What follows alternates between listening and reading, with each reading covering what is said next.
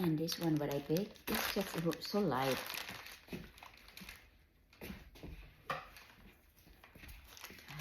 I forgot what's in there because it's just mixed up.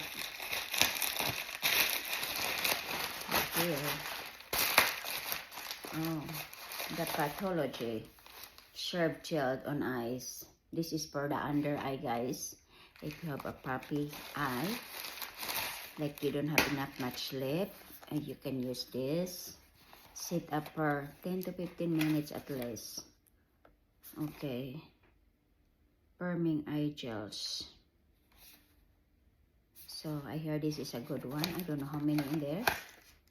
Oh, this is individual, like 5 pieces in there. That's good. Perfect for travel. Like this. Oh, 4, 1, 2, 5. Oh, 5 only. That's all.